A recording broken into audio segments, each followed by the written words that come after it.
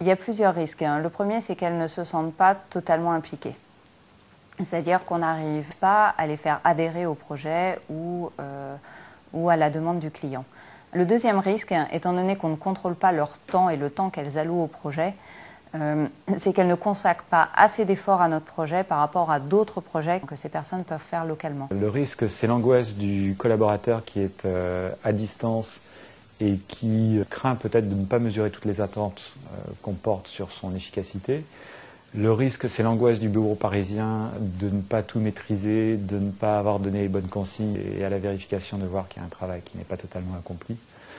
Le risque, c'est en fait de devoir se passer de toutes les petites visites et méthodes de contrôle inopinées et informelles qu'on a quand on a les gens sous la main dans un bureau. Donc pour remplacer le manque de proximité, on doit mettre beaucoup plus de contacts, beaucoup plus de visuels, beaucoup plus de rassurance. Rassurer les gens sur ce qu'on attend d'eux.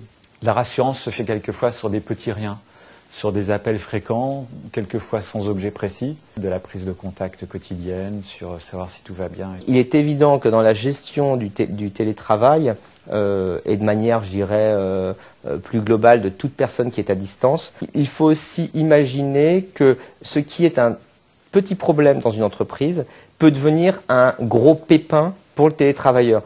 Quelque chose de tout simple, rupture de la liaison ADSL. Que fais-je? J'ai plus que mon téléphone, je suis télétravailleur, je suis à 500 km du siège. Quelle est la réponse qu'on va pouvoir m'apporter? Lorsque l'on se trouve extrêmement coupé du siège, très éloigné de toutes les problématiques politiques qui peuvent y régner, et la vitesse, par exemple la perception du temps est différente.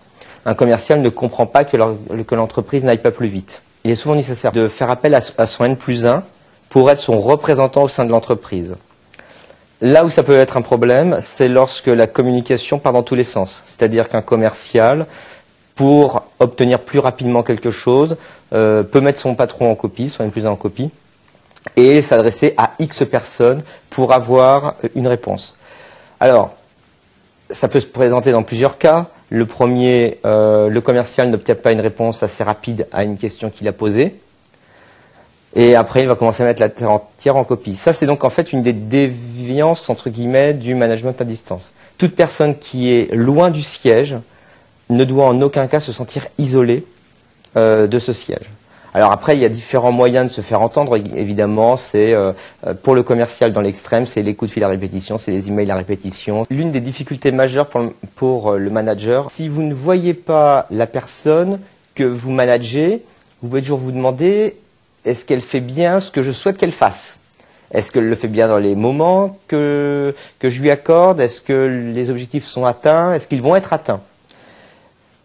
Alors, il faut faire attention parce qu'il y a la peur du manager qui risque de se traduire par une surpression sur son salarié. C'est-à-dire les coups de fil impromptus, c'est-à-dire les coups de fil à 8 heures pour être sûr que le collaborateur est déjà bien dans sa voiture. Le salarié qui va recevoir ces coups de fil, des choses comme ça, risque de se sentir harcelé.